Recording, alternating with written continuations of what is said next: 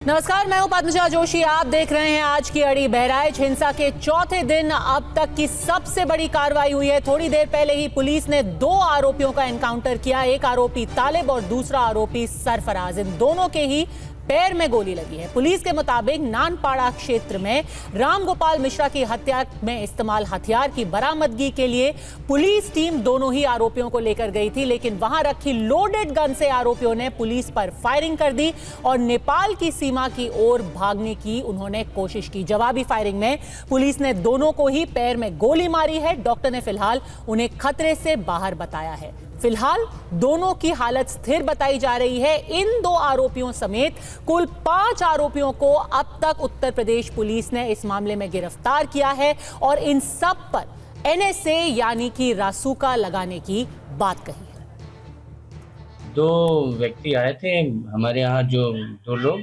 एक सरफराज करके नाम है और एक तालिम करके, मोहम्मद तालिम। तो दोनों के, एक के दाएं पैर में, एक के बाएं पैर में। क्या स्थिति है सर? स्थिति दोनों की सही है और थोड़ा जो गोली है, गोली अभी भी अंदर ही है क्योंकि एग्जिट पॉइंट उसमें नहीं दिखा है। बाकी हमने डिस्ट्रिक्ट हॉस्पिटल बहराइच के लिए रेफर कर दिया है, वहाँ एक्सरे और फर्दर मैनेजमेंट के लिए। स्थिति दोनों की नॉर्मल है। कब लेके आए थे यहाँ पे? 2:35 के करीब। इनकी निशानदेही पे जब पुलिस की टीम नानपाड़ा क्षेत्र में मर्डर वेपन की रिकवरी के लिए गई तो वहां पे इन्होंने मर्डर वेपन को लोडेड हालत में रखा हुआ था, जिसको लेकर पुलिस पर फायर किया गया। पुलिस ने अपनी आत्मरक्षा में जवाबी फायरिंग की, जिसमें इन दोनों को गोली लगी है। ये घायल हुए हैं, इनको उपचार के लिए पहुंचा दिया गया है और जो अन्य 3 अभियुक्त हैं उनको भी हमने हिरासत में ले लिया गया है। आज 5 को औपचारिक रूप से गिरफ्तार किया गया है। सभी के खिलाफ ठोस कार्रवाई की जाएगी। रासुका की कार्रवाई भी जल्द इनके विरुद्ध अमल में लाई जाएगी और अन्य जो अभियुक्त हैं उनकी तलाश भी जारी है। हमारी टीम्स ग्राउंड पे लगी हुई है। और इस वक्त आप ताजा तस्वीरें देख रहे हैं उसी घटना स्थल की जहां पर एनकाउंटर कुछ ही वक्त पहले उत्तर प्रदेश पुलिस ने 2 आरोपियों का किया था। तस्वीरों में आप आरोपी सरफराज और फहीम को भी देख पा रहे हैं। दोनों के पैर में गोली लगी है। फिलहाल इस पर जबरदस्त राजनीति भी चल रही है। समाजवादी पार्टी और कांग्रेस दोनों ने ही सवाल उठाया है एनकाउंटर के ऊपर। यह सवाल पूछा जा रहा है कि क्या एनकाउंटर और हाफ एनकाउंटर करके सरकार अपनी नाकामी छुपाने की कोशिश कर रही है। इमरान मसूद ने यह भी पूछा कि किसी भी आतंकी, किसी भी दंगाई का धर्म क्यों देखा जाता है, क्यों उसे राजनीति के लिए एक धार्मिक रंग देने की कोशिश की जा रही है। योगी कैबिनेट में मंत्री ओपी राजभर ने भी साफ किया कि यह अपराध का नतीजा है। जो अपराध करेगा उसे मिट्टी में मिला दिया जाएगा। इनकाउंटर, हाफ इनकाउंटर ये डराने के लिए हैं। आप मुझसे ना नाम बताते ना कुछ बताते, तब भी मैं कह सकता था कि इनकाउंटर किसका किया इन्होंने। इनकाउंटर करना और नफरत को बढ़ावा देना, ये सरकार को नया तरीका मिल गया है काम करने का। ये अपनी सब नाकामी छिपा रहे हैं। याद कीजिए, उससे पहले दुनिया में कहीं ऐसा होता हो कि जब पहले इनकाउंटर पे सवाल उठाओ मंगेश पर, तो सरकार कहती है क्योंकि हमें बैलेंस करना है तो उसमें क्षत्रिय को भी मार दिया। तो ये कहाँ का लॉ एंड ऑर्डर है? जब पुलिस के ऊपर कोई पुलिस पकड़ने जाएगी, अगर कोई पुलिस के ऊपर गोलियों की बौछार करेगा तो पुलिस जो है उसको जो है माला पहनाएगी या फूलों की वर्षा करेगी। पुलिस हमेशा उनको गिरफ्तार करने का, अपराधी प्रवृत्ति के लोगों को गिरफ्तार करने जाती है। अगर वो हरकत करते हैं तो पुलिस की तरफ से फायरिंग होती है। वो चाहे मरे, जिंदा या मुर्दा, उनको पकड़ना है। अपराध अगर करना है तो अंदर जमीन के अंदर रहना पड़ेगा या ऊपर जाना पड़ेगा। होना चाहिए। जिन्होंने दंगाइयों ने भीड़ ने सारी दुकानें जला करके खाक कर दी जी। दंगाई तो दंगाई है। दंगाई को आप किसी धर्म के साथ क्यों जोड़ते हो? जिन्होंने दुकानें जला करके खाक कर दी, पूरी मार्केट जला दी और घरों में घुस करके औरतों के साथ बदतमीजी की, उनका भी इलाज करना चाहिए। पहले से फर्जी इनकाउंटर करा रही है, चाहे वो मंगेश यादव का हो, अजीत प्रताप सिंह का हो, चाहे ये बहराइच, ये केवल और केवल अपने फेलिवर को, अपनी कमियों को छिपाने के लिए किया। इसमें जो पीएम रिपोर्ट आई है रामगोपाल की, उसमें जो है उसके साथ में दर्द भी ऐसी देखिए, जो भी मैं कहता हूँ, क्या कैसे उखड़े, पूरी सरकार फेल है। सरकार ने कोई इंतजाम नहीं किया और सरकार केवल और केवल दंगा कराना और फर्जी इनकाउंटर करा।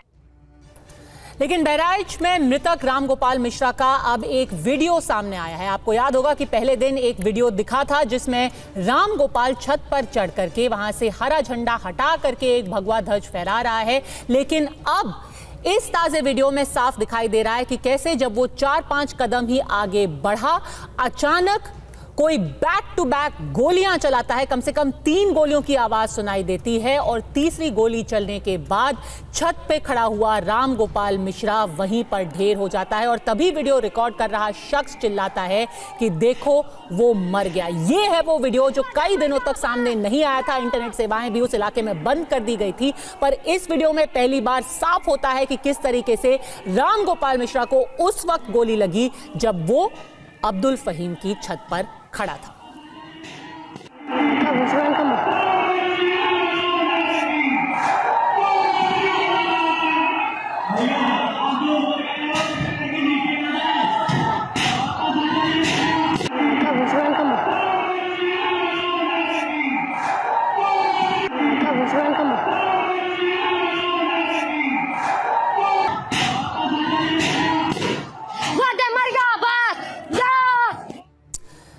अब लगातार पुलिस ये तहकीकात कर रही है कि क्या ये साजिशन किया गया, क्या पहले से इसकी तैयारी की गई थी। कई ऐसी तस्वीरें अब सामने आ रही हैं। एक तस्वीर है जब वहां मौजूद प्रदर्शनकारी मृतक रामगोपाल को सीढ़ी से नीचे ले जा रहे थे, तभी घर के अंदर से ही आरोपी ताबड़तोड़ गोलियां चलाते हुए दिखाई दे रहे हैं। ये तस्वीरों में जो शख्स आपको दिखाई दे रहा है उनकी पहचान की गई है, एक सरफराज और दूसरा फहीम। एक काली शर्ट पहने हुए, दूसरा सफेद शर्ट पहने हुए।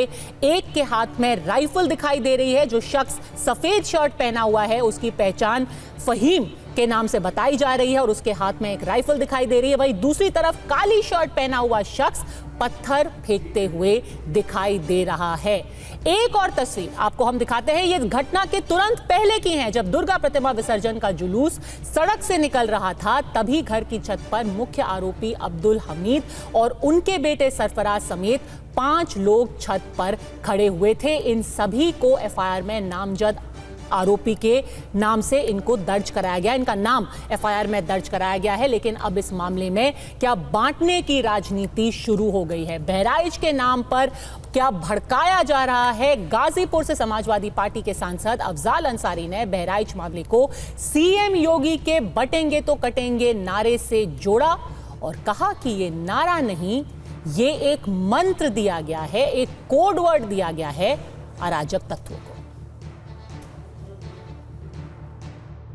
बटोगे कटोगे का नारा दिया गया है। माहौल फिर भी नहीं बिगड़ा, लेकिन उनके इस कोड वर्ड को, ये नारा से बहराइच ये जो कोड वर्ड है, ये नारा नहीं कोड वर्ड है। बहराइच में जो हुआ उन अराजक तत्वों के लिए कोड वर्ड है कि आप जो कुछ करना है कर दो।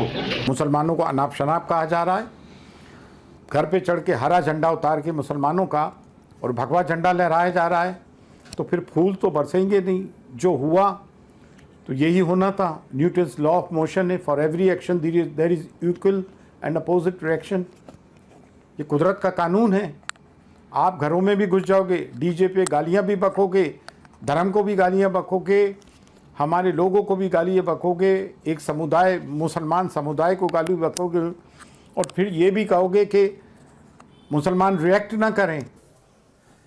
तोड़ी में आज के सवाल है बिल्कुल सीधे। बहराइच के बहाने आखिर कौन भड़काने की राजनीति कर रहा है? हिंसा के सहयोग पर क्या राजनीतिक प्रयोग किया जा रहा है और कौन ये प्रयोग कर रहा है? प्रेम शुक्ला प्रवक्ता भारतीय जनता पार्टी के हमारे साथ जुड़ गए हैं। कांग्रेस की प्रवक्ता प्रियंका गुप्ता जी भी हमारे साथ जुड़ गई हैं। करण वर्मा राजनीतिक विश्लेषक हमारे साथ हैं और समाजवादी पार्टी के फराज किदवई कुछ ही देर में हमारे साथ जुड़ेंगे। प्रेम शुक्ला जी, फिर से सवाल आपके ऊपर आज उठाया जा रहा है कि एक ये जानी पहचानी स्क्रिप्ट हो गई है।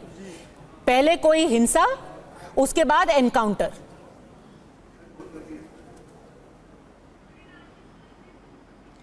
मैं ये नहीं समझ पा रहा हूं कि श्रीमान अफजाल अंसारी, आपराधिक किस्म का व्यक्ति, वो ये कह रहा है कि बटेंगे कटेंगे मंत्र है, सूत्र है। तो हिजबुल्लाह के मरने पर यहाँ के मुसलमान छाती क्यों पीटते हैं? हिजबुल्लाह का चीफ तो भारत का है नहीं।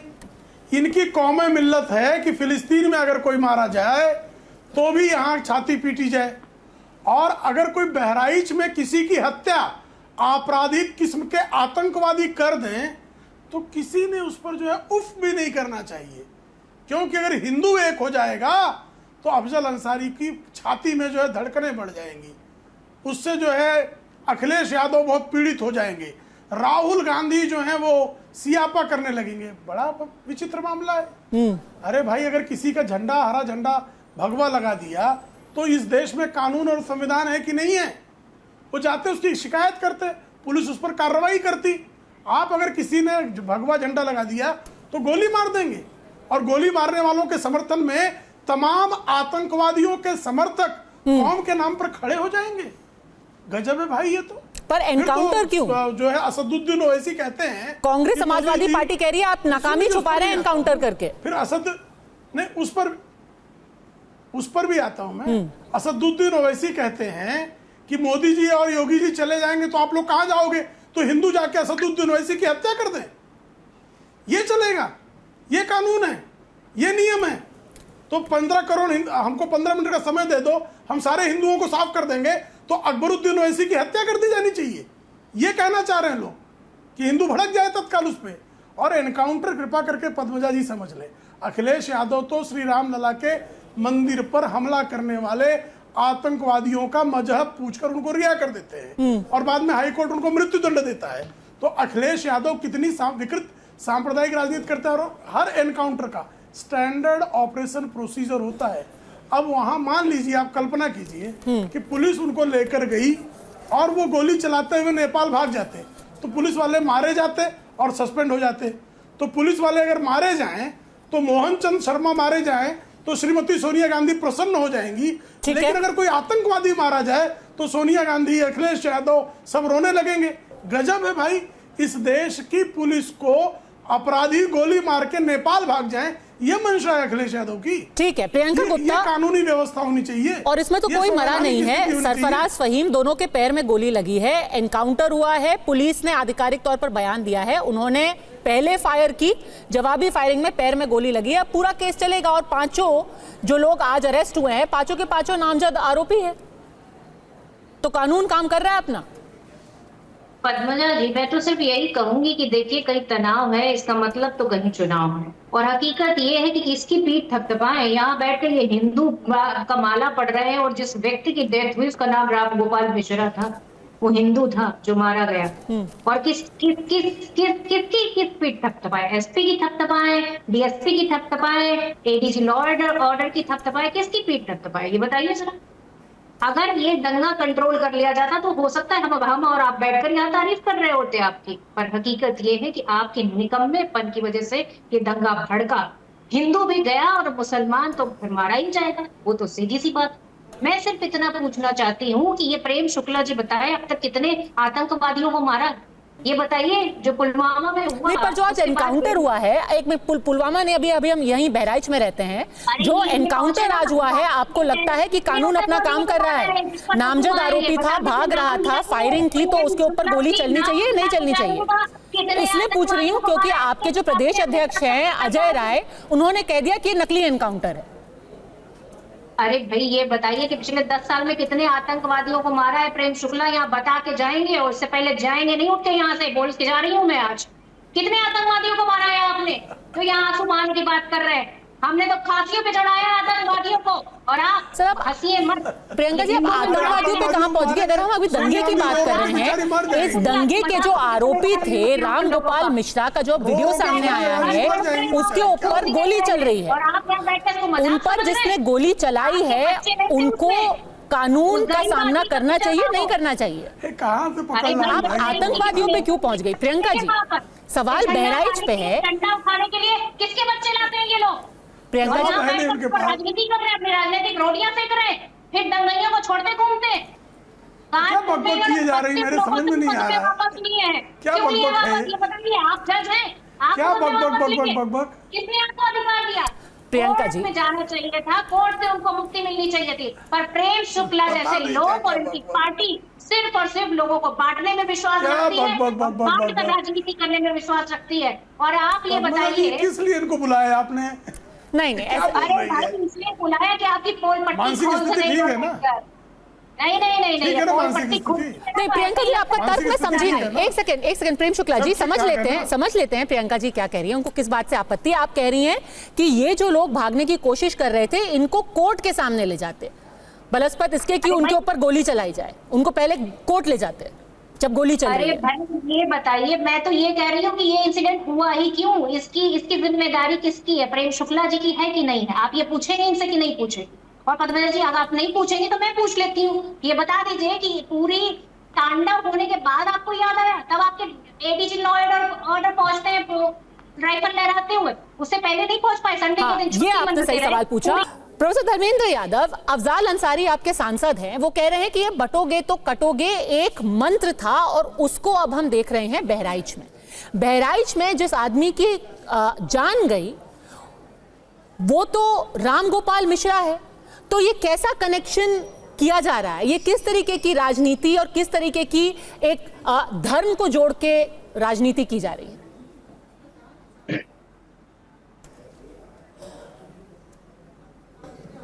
प्रोफेसर यादव। पद्मजा जी मेरी आवाज जा रही है? जा रही है, बोलिए। आपकी आवाज नहीं आ रही, मेरी जा रही है क्या? ठीक है, अभी हम इसको ठीक करने की कोशिश करेंगे। क्या मेरी आवाज जा रही है? तो आपकी आवाज आ रही है, बोलिए। हाँ, सबसे पहले तो जो राम गोपाल मिश्रा जी हैं,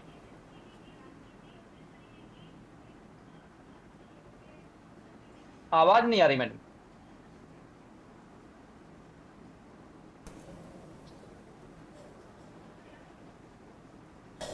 ठीक है, ये हम सुधारने की कोशिश करेंगे। शायद प्रोफेसर धर्मेंद्र यादव को आवाज़ ही नहीं जा रही है। करण वर्मा, मैं जो सरफराज की घर के कुछ लोग हैं, उनकी जो बहन है रुखसार, उन्होंने आज सुबह ही एक बयान दिया था, रुखसाना उनका नाम है। उन्होंने सुबह ही ऐसा एक डर जताया था कि मेरे घर के कुछ लोगों को उठा के ले गई है एसटीएफ, उनका एनकाउंटर किया जा सकता है। इसीलिए अब सारा विपक्ष जो है वो ये इल्जाम लगा रहा है कि ये सब स्टेज्ड एनकाउंटर है। ये सिर्फ बहुत ज्यादा हमारे क्रिटिसिज्म हो रहा है सरकार का, तो उससे दूर हटने के लिए ये एनकाउंटर किया गया है। एक बार उन्होंने क्या बोला ये सुना देते हैं, फिर आप रिएक्ट कीजिएगा। 14 तारीख को एसटीएफ की टीम मेरे घर पहुंची और वहां केवानागंज पहुंची, मेरे ससुराल, और वहां मेरे घर की तलाशी ली। जब वहां कोई नहीं मिला तो वो लोग मेरे पति ओसामा और मेरे देवर शाहिद को लेके चले गए। कल 16 तारीख को गांव से मुझे खबर मिली कि धर्म कांटे के पास से मेरे पापा और मेरे भाइयों को अरेस्ट कर लिया गया है। उनके साथ एक लोग और हैं, 4 लोगों को अरेस्ट किया गया है, लेकिन उनका भी कुछ पता नहीं है। न उनका कहीं कुछ दिखाया जा रहा है, किसी थाने में भी वो नहीं है, न कोई कप्तान कुछ बता रहे हैं, न मीडिया में कुछ पता चल रहा है। हमको डर है कि उनको फर्जी इनकाउंटर दिखा के उनकी हत्या कर दी जाएगी। बताइए करण वर्मा, सुबह ही परिवार वालों ने कह दिया था कि ऐसा होने वाला है। नहीं पद्मजा जी, एक कहावत है, 100 चूहे खाके बिल्ली हज को चली। ये वही फितरत दिख रही है कि इनको शायद पता है कि क्या फितरत है सरफराज की और दूसरे व्यक्ति की। इन्हें पता है कि भाई ये हिंसक प्रवृत्ति के हैं, इन्होंने काम गलत किया हुआ है और पुलिस से वारदात में, मुठभेड़ में ये हिंसक हो सकते हैं। तो पहले तो आपको पता हो फितरत क्या है, उसके बाद आप घरियाल आंसू बहाना स्टार्ट कर दे, तो ऐसे चलता नहीं है। मैं जरा एक रोशनी देना चाहता हूं एक बात पे। यूपी पुलिस में जब से योगी जी की सरकार बनी है करीब 10,000 इनकाउंटर हुए हैं। कोई बहुत बड़ा आंकड़ा नहीं है 10,000, और उसमें केवल मौत की अगर मैं बात करूं मुश्किल से 200 की हुई है, जो कि करीब करीब 1 से 1.5% ही के आसपास ही का आता है मुश्किल से। तो ये अगर कह देना कि इनके योगी राज में बहुत ये हो रहा है तो ये बिल्कुल सरासर गलत है। दूसरी बात, इसमें किसी की मौत नहीं गई। अगर कोई पुलिस पर अगर पद्मजा जी फायर करेगा तो अब वो पुलिस नहीं रह गई है जो मुलायम सिंह यादव जी के टाइम पे होती थी, जिसके हाथ बंधे होते थे, अगर जान भी जाती है तो जाए। पुलिस को पूरा हक है और कानून के अंदर रह के पूरा हक है कि पहले पैर पे फायर करे, डिफेंस में अपने फायर करे, और वो करना भी चाहिए। हमारे देश की पुलिस आज वैसी है, यूपी पुलिस, तभी 68% डकैती के इंसिडेंट्स कम हुए, 69% स्ट्रीट वायलेंस के इंसिडेंट कम हुए, 75% रॉबरी के इंसिडेंट कम हुए। और मुझे गर्व है इस बात के ऊपर।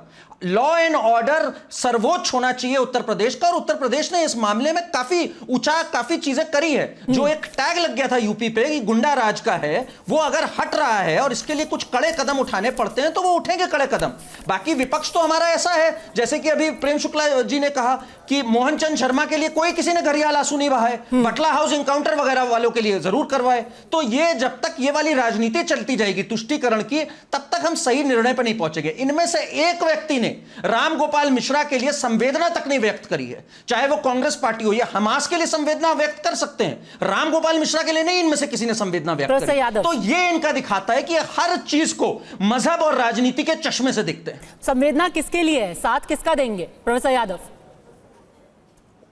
पद्मजा जी, पहले तो मैं ये कहना चाह रहा हूं कि रामगोपाल मिश्रा जी की मौत हुई है और उनके परिवार के साथ हमारी संवेदना है। दूसरी बात ये कहना चाह रहा हूं कि उत्तर प्रदेश की जो कानून व्यवस्था है वो फेल है, पूरी दुनिया जानती है, आपका टीवी कैमरा भी जानता है, आप लोग भी जानते हैं।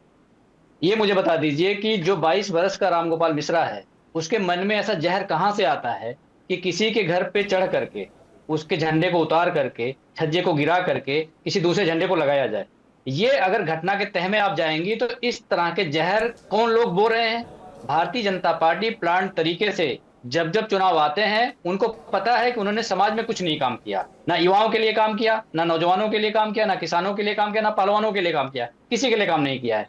इनके पास काम बताने का कुछ नहीं है। चुनाव आते हैं, जब इनको हार का डर सताने लगता है तो ये धार्मिक सहारा लेकर के इस तरह के दंगे भड़काने काम करते हैं।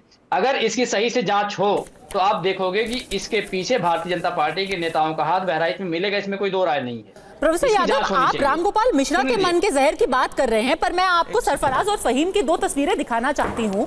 जो आदमी हाथ में राइफल लेकर के किसी के ऊपर फायर कर रहा है या पत्थर फेंक रहा है, आप तो ऐसा लग रहा है कि सारा जो है ब्लेम रामगोपाल मिश्रा के ऊपर डाल रहे हैं। आप वो तस्वीरें दिखाइए। ये देखिए, सरफराज उस दिन दिखाई दे रहा है, पहले छत पे खड़ा हुआ है, यहां पर पत्थर फेंक रहा है अपने घर के अंदर से। दूसरी तस्वीर में फहीम भी आपको दिखाई देगा। ये दोनों हैं जिनके ऊपर आज एनकाउंटर हुआ है। फहीम वो पहले छत पर खड़ा हुआ था अपने पूरे परिवार के साथ। ये देखिए, यहां अपना वो छत पे खड़ा हुआ है और यहां उसके हाथ में साफ तौर पर राइफल दिखाई दे रही है, जहां वो अपने घर में दीवार की ओट से गोली चला रहा है। क्या इस जहर के ऊपर भी आप कुछ बोलेंगे प्रोफेसर यादव? पद्मजा जी, अगर किसी धार्मिक जुलूस पर कोई पत्थर फेंक रहा है, ये तो गलत है, इसमें कोई दो राय नहीं है। लेकिन मुझे बताइए कि धार्मिक जुलूस का जो रूट तय होता है वो उत्तर प्रदेश पुलिस तय करती है। फहीम और सरफराज के मन में जहर कौन घोल रहा है? अगर रामगोपाल मिश्रा के मन में जहर घुला हुआ है तो जिन्होंने गोली चलाई उनके मन में जहर कौन घोल रहा है? अब सुनिए, तो आपने सवाल पूछा है ना, दोनों तरफ जहर है, तो उसके लिए जिम्मेदार कौन है मुझे बताइए ना। आप बताइए। कानून व्यवस्था अगर नहीं मेंटेन हो पा रही है तो जिम्मेदारी किसकी है? आप मुझे बताइए। वो पत्थर लेकर के छत पे चला गया, राइफल लहरा रहा है, जो उस रूट पे पुलिस थी जिसने परमिशन दिया था, जिसके सिक्योरिटी में जुलूस को जाना था, वो क्या कर रही थी? सर, जहर वो नहीं घोल रहे हैं। अगर आज सरवर चिश्ती ये बयान देते हैं, कि अगर तुम हमें कुछ बोलोगे तो हम फूल नहीं फेंकेंगे, गोली तो चलनी ही थी, जो बहराइच में हुआ वो तो होना ही था, ये जहर घोलना नहीं है। इस प्रदेश के मुख्यमंत्री जब ये कहेंगे, प्रदेश के मुख्यमंत्री किसी जाति के हैं क्या, किसी धर्म के हैं क्या? प्रदेश के पूरे हैं कि नहीं है? अगर प्रदेश के मुख्यमंत्री ये बयान देंगे बटोगे तो कटोगे, तो जब काटने और बांटने की बात इस प्रदेश का मुखिया करने लगेगा तो इस देश और प्रदेश के लोग क्या करेंगे मुझे बताइए? आप जो बीज बोओगे वही तो फसल काटोगे। तो भारतीय जनता पार्टी पहले ये निश्चित कर ले कि वो किस तरह की बीज बो रही है। आप मुझे बताइए, मंगेश यादव का एनकाउंटर किया, उसके बाद इसने अनुज प्रताप का एनकाउंटर कर दिया। जब उत्तर प्रदेश, सुन लीजिए, उत्तर प्रदेश सरकार के हाथ खून में सने हैं, उसी खून को पोंछने के लिए दूसरा खून बहाती है उत्तर प्रदेश की सरकार। तो इस भावना से जब तक निकलोगे नहीं, कानून की राज की बात कर रहे हैं। ठीक है, प्रेम शुक्ला जी, महिला अपराध में नंबर 1 है। बोया पेड़ बबूल का जहर की खेती कह रहे हैं। अमन गौतम की कस्टोडियल डेथ में मौत हो गई है और उत्तर प्रदेश पुलिस पर FIR दर्ज हुई है। ये कानून व्यवस्था है। प्रेम शुक्ला जी, दीजिए, वाई श्रेणी के एक विधायक को गोली मार दिया जाता है सरेआम, ये देश में कानून व्यवस्था चल रही है। दरोगा को किडनैप कर लिया जाता है, कानून व्यवस्था चल रही है। और विधायक को थप्पड़ मार दिया जाता है, ठीक है, दर्ज नहीं हो रही है। तो आप कह रहे हैं कि सरफराज और रामगोपाल दोनों के मन में ही कैसे होगा? ये दोनों के मन में नफरत आपने भरी है। ठीक है प्रेम शुक्ला जी, दोनों के मन में नफरत आपने गोली है कह रहे हैं। देखिए पद्मजा जी, अपराध के आंकड़े कैसे घटे हैं ये करण वर्मा जी ने आपको पूरे तफसील से बताया हुआ है। अब इनको कृपा करके पूछिए इनसे कि आप एक मंगेश यादव नाम का डकैत, उसका एनकाउंटर हो जाता है, अखिलेश यादव दौड़े दौड़े चले जाते हैं, रामगोपाल मिश्रा के यहाँ क्यों नहीं जाते? रामगोपाल मिश्रा के यहाँ को अभी जो है उसको मुआवजा मिल गया, इस पर भी एक MIM के प्रवक्ता थे, वो आपत्ति करते, उनका बयान आया कि रामगोपाल मिश्रा को सरकार ने मुआवजा क्यों दिया। और इनको जैसे ही आपने बताया कि भाई सरवर चिश्ती जो है वो जो बयान दे रहे हैं, वो जहर भाजपा ने भेजा है उनको कि हमास के समर्थन में जो केरल में मोर्चा निकलता है, किसने समर्थन दिया? हिजबुल्लाह के समर्थन में समाजवादी पार्टी के तमाम प्रवक्ता बयान देते हैं। वो हिजबुल्लाह के समर्थन में बयान देने के लिए भारतीय जनता पार्टी ने सपा के प्रवक्ताओं से कहा है। समाजवादी पार्टी के प्रवक्ता जो है वो नसरुल्लाह नाम के आतंकवादी के समर्थन में खड़े जाते हैं। भाजपा ने कहा है। किसने बयान दिया मुझे बताइए? प्रोफेसर यादव बयान दिया है, अजीज खान ने बयान दिया है, अजीज खान ने बयान दिया है, अजीज खान ने बयान दिया है, समाजवादी पार्टी अजीज खान ने तमाम देखो फिर पद्मजा जी बहुत संकट है ये लगातार मेरे बीच लोगों को चिल्लाते हैं, टीवी 9 क्या करवा रहा है भाई? टोका नहीं, मुझे मत बुलाया करिए अपने चैनल पे, कृपा करके माफ कर दीजिए, मत टोकिए किसी को। चलिए अपनी बात पूरी कीजिए, फिर प्रोफेसर यादव और लगातार ये इंडिया अलायंस के लोग जो है वो मेरे बीच में चिल्लाते हैं। देखिए याकूब मेमन की शव यात्रा में समाजवादी पार्टी के कार्यकर्ता अल्लाह अकबर का नारा लगाते हैं। जहर किसने भरा? कंधार विमान अपहरण करने वालों के लिए अबू हासिम आजमी वकील देते हैं जो महाराष्ट्र समाजवादी पार्टी के अध्यक्ष हैं। ये जहर किसने भरा है? इनके शफीकुर रहमान बर्क तालिबान के समर्थन में तालियां बजाते थे, सांसद थे। ये जहर किसने भरा था? मोहम्मद आजम खान मां भारती को डायन कहते हैं, ये जहर किसने भरा था? ठीक है, बताइए। भारतीय जनता पार्टी ने जहर भरा। अरे जहर आपने बो रखा है। ठीक है, जवाब दीजिए प्रोफेसर यादव। पद्मजा जी, अपराधियों को बस में बैठाकर पिज्जा खिलाकर बॉर्डर पे छोड़ने कौन जाता है? भारतीय जनता पार्टी के नेता जाते हैं। इनका कनेक्शन भारतीय जनता पार्टी के लोगों का अपराधियों से है, माफियाओं से है, उसको नहीं बताएंगे। मुझे बता दीजिए, अमन गौतम के घर उत्तर प्रदेश के मुख्यमंत्री क्यों नहीं गए? अगर आप उनके यहाँ गए तो अमन गौतम के यहाँ क्यों नहीं गए? मुझे बता दीजिए आप। और एक विधायक को जब थप्पड़ मार दिया जाता है उत्तर प्रदेश में लखीमपुर के अंदर, उसके खिलाफ कार्रवाई क्यों नहीं होती है? जब एक विधायक के लिए अभी दंगाइयों की बात कीजिए ना, तो अभी दंगों की बात कीजिए। अरे यही तो लोग बाद में दंगाई बनते हैं, ऐसा हौसला बढ़ता लोगों का। जब कानून का राज नहीं होगा, कानून अपना काम नहीं करेगा, तभी तो लोग जाके दंगाई बनेंगे। बहराइच में मुझे बताइए, जब भी पूरे प्रदेश के अंदर जब भी कोई धार्मिक जुलूस निकलता है तो एक आपका रजिस्टर होता है थाने के अंदर, जो आपके त्योहार का रजिस्टर होता है। रजिस्टर में जो सेंसिटिव जिले हैं उनकी एंट्री होती है, कौन से रूट पे जाएगा वो पता होता है। अमन कमेटियों की बैठक होती है। मुझे बताइए, जो SP वहाँ की वृंदा जी हैं, अमन कमेटी की बैठक हुई थी क्या? रूट निर्धारित करते समय किसी से पूछा गया था? तो यानी कि आप कह रहे हैं कि अगर प्रतिमा विसर्जन के ऊपर पत्थरबाजी हो रही है तो ये सरकार का फेलियर है? बिल्कुल सरकार का फेलियर। मैं आपको एक आर्टिकल दिखाना चाहती हूँ कि संयोग से मैं कुछ पढ़ रही थी। सितंबर 1990 में बिल्कुल ऐसी ही एक घटना घटी थी। ये गोंडा जिले में हुई थी। सितंबर 1990 में दुर्गा प्रतिमा के विसर्जन के वक्त राम मंदिर के समर्थन में नारेबाजी के बाद पत्थरबाजी शुरू हुई और उसके बाद इसने दंगे का रूप ले लिया। सितंबर 1990 में किसकी सरकार थी उत्तर प्रदेश में? प्रोफेसर यादव, गोंडा में दुर्गा प्रतिमा विसर्जन के दौरान पत्थरबाजी की गई और उसके बाद दिनों तक दंगे चले गोंडा में। बिल्कुल ऐसा ही वाकया था। किसकी सरकार थी? मैं फिर कह रहा हूं, अगर 1990 में इस तरह के दंगे हुए थे तो क्या 2024 में वही दंगे दोबारा होंगे? नहीं होनी चाहिए, पर एक्शन होना चाहिए सर। और ये माहौल कौन बना रहा है, ये सवाल हम पूछ रहे हैं। NCRB का आंकड़ा पढ़ लीजिए। NCRB के आंकड़े में 29,336 दंगे हुए हैं उत्तर प्रदेश में अभी तक, 2017 से लेकर के 2024 तक। NCRB का आंकड़ा है, मेरा अपना आंकड़ा नहीं है। ये दंगे जो बता रहे हैं भारतीय जनता पार्टी के लोग, बिल्कुल NCRB, संयोग से मैं भी NCRB की ही एक रिपोर्ट पढ़ रही थी। मुझे बता दीजिए, ऐसा भास्कर में छपा है सर। मैं उसकी एक रिपोर्ट पढ़ के आपको बताती हूँ। बहराइच सांप्रदायिक दंगा, 2.5 साल में यूपी में पहली मौत। योगी सरकार में 97% कमी आई सपा बसपा सरकारों के मुकाबले। ये एक कल छपा हुआ लेख है। इसमें ये लिखा हुआ है 97% कमी आई है दंगों में हुई मौत में। और आगे वो आंकड़े क्या देते हैं वो पढ़ के मैं बता देती हूँ। NCRB के डेटा के हिसाब से उत्तर प्रदेश में 2017 से अब तक क्या सिचुएशन है। 2017 से 21 के बीच में CM योगी आदित्यनाथ का पहला कार्यकाल था। इस बीच दंगों के 35 मामले दर्ज हुए, सांप्रदायिक दंगों की अगर बात करें। और दूसरे कार्यकाल में बहराइच पहला बड़ा सांप्रदायिक दंगा है।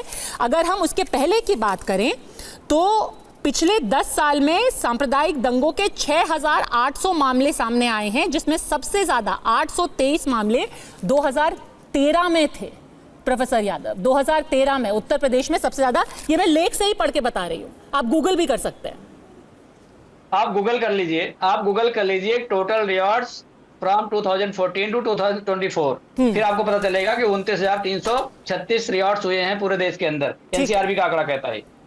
ठीक है, मैं भी एनसीआरबी के ही हवाले से जो आर्टिकल में लिखा है वो पढ़ के आपको बता रही थी। 2017 में बीजेपी के सत्ता में आने से पहले 2012 से 2017 तक समाजवादी पार्टी प्रदेश की सत्ता में थी, अखिलेश यादव मुख्यमंत्री थे। इस दौरान एनसीआरबी के मुताबिक 815 सांप्रदायिक दंगे हुए थे, इसमें 192 लोगों ने जान गंवाई। अखिलेश यादव से पहले राज्य में 5 साल के लिए मुख्यमंत्री पद पर मायावती थी।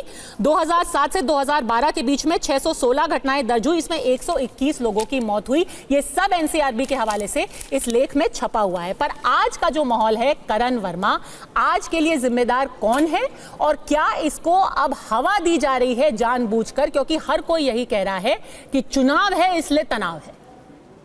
इतिहास में जो हुआ वो हुआ। पद्मजा जी, एक चीज हमें समझनी चाहिए, इस साल सिर्फ यूपी में ही नहीं 39 रिलीजियस प्रोसेशन, और जब हम रिलीजियस प्रोसेशन बोलते हैं वो शोभा यात्रा केवल एक धर्म की है, हिंदुओं की। उस शोभा यात्रा पे 39 वारदात हो चुके हैं सुनियोजित ढंग से हमला करने की।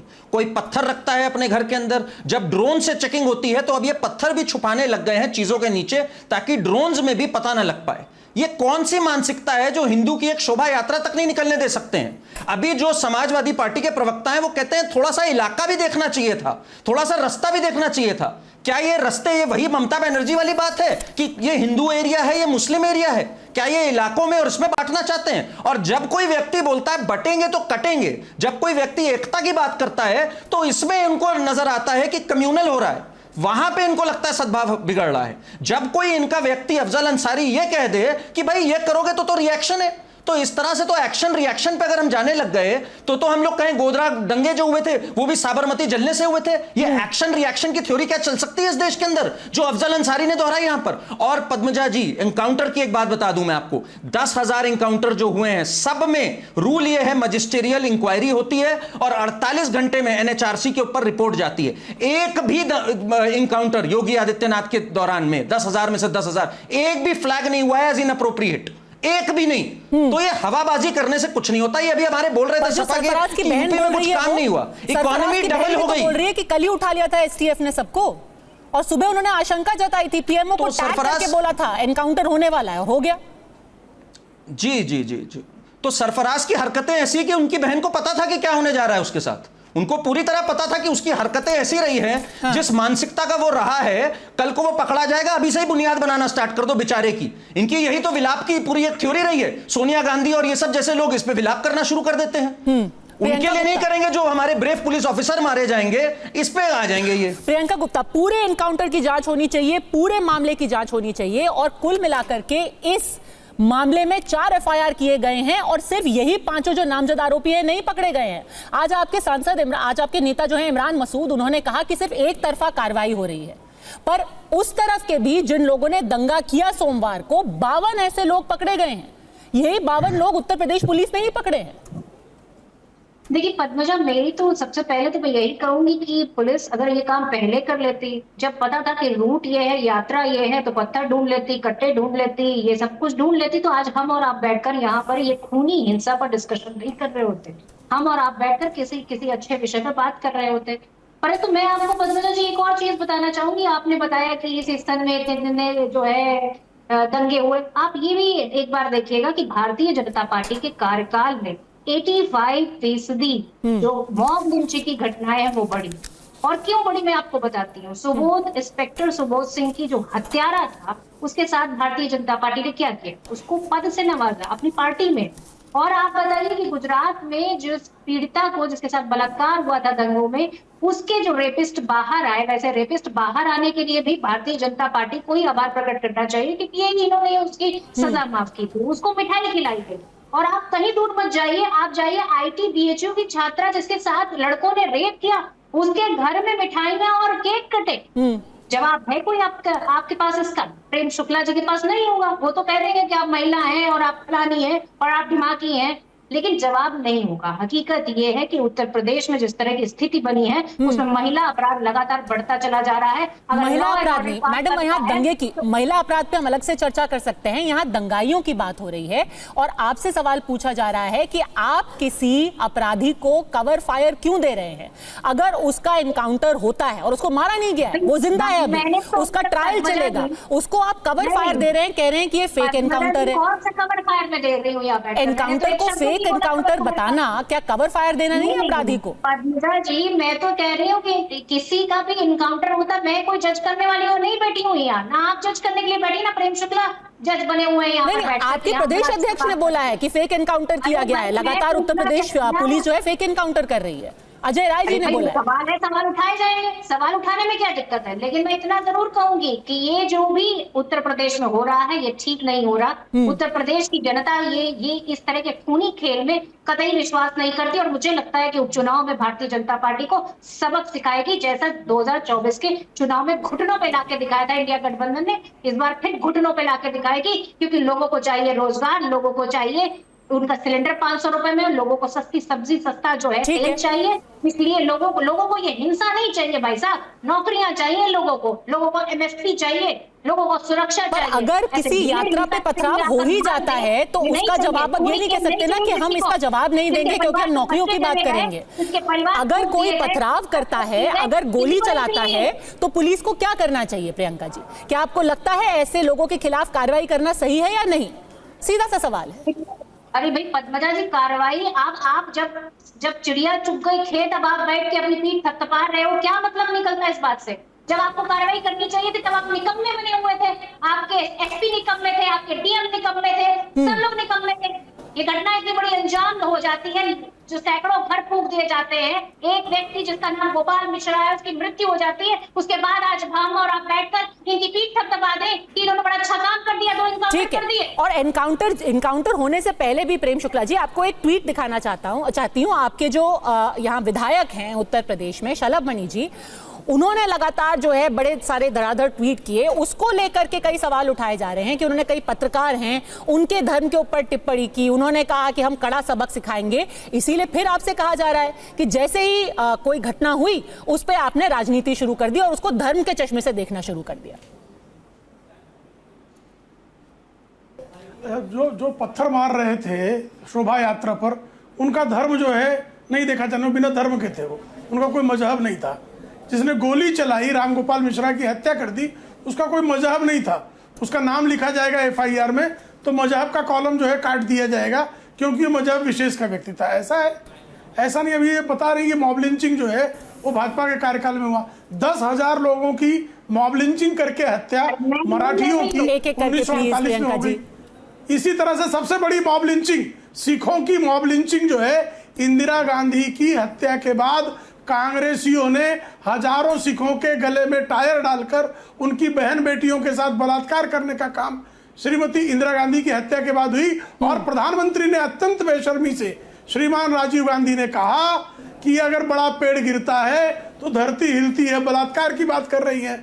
अभी कर्नाटक हाई कोर्ट ने कर्नाटक की सरकार के बारे में कुछ माह पहले ही कहा कि जिस तरह से एक जनजाति समाज की महिला पर एक मजहब विशेष के व्यक्ति ने बलात्कार करने के बाद उस बलात्कारी की रक्षा जिस तरह से सरकार ने किया, उस पर उसने कहा कि द्रौपदी का जो बलात्कार, द्रौपदी का जो वस्त्रहरण हुआ था, उससे भी बुरी हरकत ये कांग्रेस की सरकार में हो रही है। कठुआ बलात्कार कांड में बहुत चीखे चिल्लाए और लाल सिंह जो बलात्कारियों के समर्थन में थे उनको कांग्रेस का प्रत्याशी प्रियंका वाड्रा ने बनवाया। ठीक है, हम वापस दंगे के मुद्दे पे आते हैं। मेरा सवाल टाल गए कि वह कांग्रेस का अधिवेशन हुआ तो नागपुर में लोग भाग खड़े हुए कि वेश्यालय खाली हो गए थे कांग्रेसियों के डर से। ठीक है, एक सेकंड, आप मेरा सवाल टाल गए। मैं फिर से वही सवाल पूछना चाहती हूँ आपसे कि धार्मिक रंग किसने दिया? चलिए, अभी इन्वेस्टिगेशन चल रहा था, किसी के धर्म के बारे में ट्वीट क्यों करना? पहले से कह देना कि हम इनकी कड़ा इलाज करेंगे। अब आज जो है वहां पर बुलडोजर से घर गिराने की भी बात की जा रही है।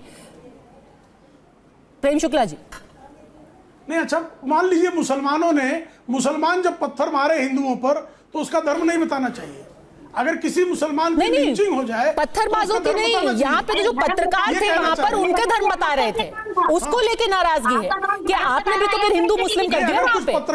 नहीं कुछ पत्रकार जो है अब फिर लगो चाव चाव शुरू हो गया, बीच में फिर शुरू हो गया, देखिए फिर चाव चाव शुरू। इनको जवाब देने दीजिए प्लीज। आपके यहाँ जो इंडिया अलायंस के सवाल पूछ रही हूँ प्रियंका जी, वो बदतमीजी करने के अलावा कुछ नहीं करते, वो उनका जवाब दीजिए, कोई लेन देन नहीं है। जवाब दीजिए। देखिए अगर जो है मजहब विशेष के पत्रकार, अगर मजहब विशेष के पत्रकार मजहबी उन्माद फैलाते हैं तो उनके मजहब की बात क्यों ना की जाए, क्यों नहीं की जानी चाहिए। कुछ मजहब विशेष के पत्रकार लगातार इस देश में सोशल मीडिया से लेकर विविध टीवी चैनलों पर भी मजहब विशेष के पत्रकार भारत विरोधी गतिविधियों में संलिप्त पाए जाते हैं। ठीक है, तो फिर हिंदुओं के खिलाफ उन्माद भड़काते हैं। ऐसे कई पत्रकारों को, यूट्यूबर्स को पुलिस ने कार्रवाई भी की है, तो उनका मजहब छिपा दिया जाए। ठीक है, एक सेकंड, विशेष के लोगों को करने का अधिकार हो जाए। वो जो एनकाउंटर का जो जगह है वहां पर पुलिस ने जब दोनों आरोपियों को पकड़ा उस वक्त क्या वहां पर बीता, ये हम आपको सुना दे एक बार, फिर प्रियंका जी और करण वर्मा। नहीं भागना चाहिए, गलत काम कर रहे हो तुम, पुलिस के ऊपर हमला कर रहे हो। हम लोग गलती नहीं करेंगे, अब कभी गलती नहीं करेंगे। क्यों गोली चला दी है पुलिस के ऊपर? सर हम लोग भागना चाह रहे थे कि फायर करके निकल गलत है ना, गलती वहाँ की अपराध करो फिर दूसरी अपराध कर रहे हो। गलती हो गई सर। हम लोग प्यार से लेके आ रहे थे, इतना भरोसा नहीं था तुम लोगों पर, किस तरह करोगे। चलो गाड़ी खड़ा। प्रियंका जी खुद वहां पे मान रहे हैं, वीडियो पे कह रहे हैं गलती हो गई सर, हम सोच रहे थे फायर करके भाग जाएंगे।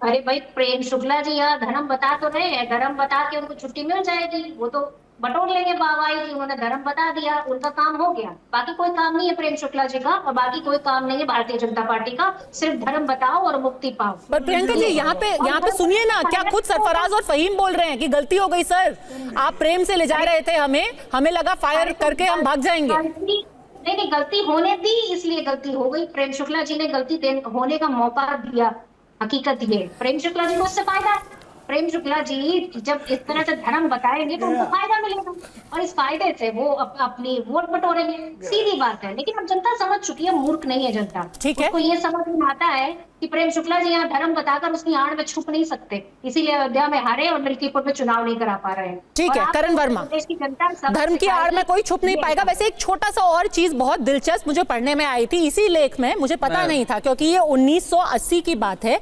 इसी लेख में लिखा हुआ है, प्रियंका जी सिर्फ हमारे दर्शकों की नॉलेज के लिए बता देती हूँ कि आजादी के बाद यूपी में पहला सांप्रदायिक दंगा कब हुआ था।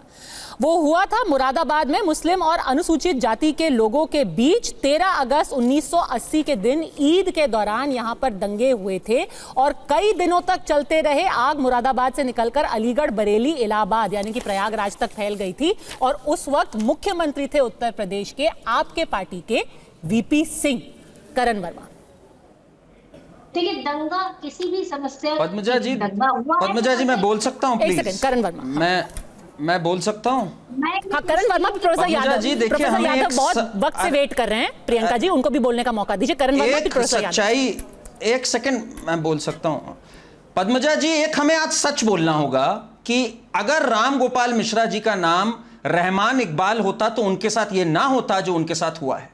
ये धर्म के आधार पे ही उन पे आघात हुआ। मैं लखनऊ से आता हूं, आप भी आती हैं। आपने कभी सुना कि कोई ताजिया निकल रहा हो मुहर्रम के टाइम या कुछ निकल रहा हो, उस पे कभी किसी हिंदू ने हमला किया हो? नहीं हुआ है। इस साल 40 हमले हुए हैं और रिलीजियस यात्राओं पे, और वो केवल हिंदुओं पे हुए हैं। इसलिए अगर हम बात को, मुद्दे को हम आंख में आंख डाल के नहीं देखेंगे, अगर हम आंख में आंख डाल के नहीं देखेंगे, हम मुद्दे को सुलझा नहीं पाएंगे। पद्मजा जी इनको प्लीज चुप कराइए, मुझे एक लाइन और बोलनी है प्लीज। ठीक है, बोलिए बोलिए। पद्मजा जी आज हमारे सामने, पद्मजा जी ये क्या तरीका है भाई? पद्मजा जी आज हमारे सामने दो रास्ते हैं। एक है कांग्रेस का रास्ता, जो हुबली में पुलिस स्टेशन पे हमला करते हैं, 12 पुलिस कर्मियों को चोटिल करते हैं, उन एआईएमआईएम के दंगाइयों पे पुलिस केस विड्रॉ कर लिया जाता है कर्नाटका में। और एक ये योगी मॉडल है कि अगर आप भागोगे, पुलिस पे हमला करोगे तो आपको चोट पड़ेगी, आपको कानून का सामना करना पड़ेगा। आज जनता को देखना है कौन सा मॉडल ज्यादा सफल है भारत के लिए, लॉ एंड ऑर्डर वाला या ये तुष्टीकरण वाला। सीधा सवाल है प्रोफेसर यादव, आखिरी सवाल आपके लिए। दो मॉडल सामने हैं, किस मॉडल को भारत और उत्तर प्रदेश स्वीकारेगा और किस मॉडल का समर्थन समाजवादी पार्टी करती है? उत्तर प्रदेश में योगी सरकार में अपराध की फैक्ट्री चल रही है, अपराधियों की नर्सरी पनप रही है, इसीलिए पूरे प्रदेश में आग की स्थिति बनी हुई है, पूरा प्रदेश जल रहा है। आप जिधर भी जाएंगे, आप इलाहाबाद चले जाइए, आप बनारस चले जाइए, बनारस में बेटियों के साथ रेप हो जाएगा, भारतीय जनता पार्टी के लोग कर देंगे। आर्यन मिश्रा जो फरीदाबाद में मॉब लिंचिंग का शिकार हो गया था वो हिंदू था। तो भारतीय जनता पार्टी ने ना हिंदू को छोड़ा है, ना मुसलमान को छोड़ा, ना किसी और धर्म को छोड़ा है।